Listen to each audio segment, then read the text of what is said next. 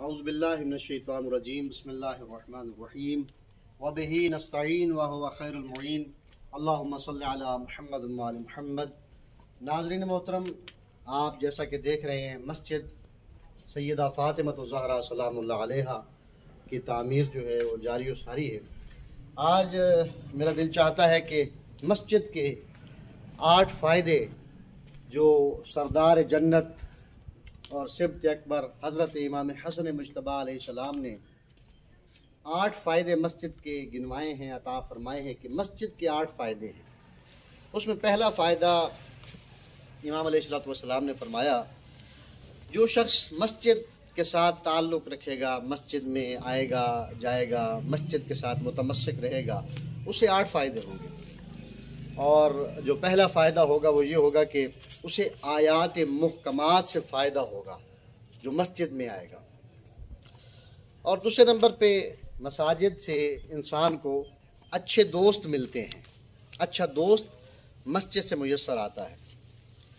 اور تیسرے نمبر پہ نئے نئے علوم سے آشنائی ہوتی ہے۔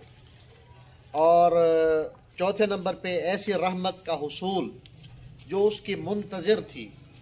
اور 5ویں نمبر پہ ایسی بات کا سننا جو باعث ہدایت ہو۔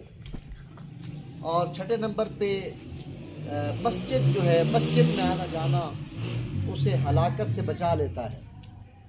اور 7ویں نمبر پہ جو شخص مسجد کے ساتھ متمسک رہتا ہے وہ عذرو حیا گناہوں کو ترک کر دیتا ہے۔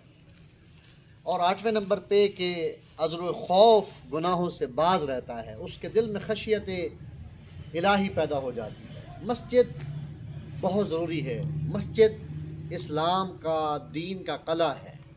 جہاں مساجد مضبوط ہوتی ہیں وہاں دین اور دینداری مضبوط ہوتی ہے۔ آئیے ہم ان مساجد کو تعمیر بھی کریں اور ان مساجد کی مضبوطی اور ان مساجد کی آباد کاری میں اپنا حصہ شامل کریں۔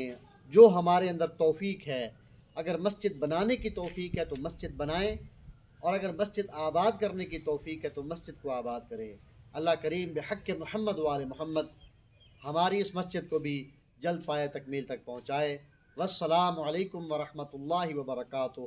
اللہم صلی علی محمد وآل محمد وعجل فرجہ۔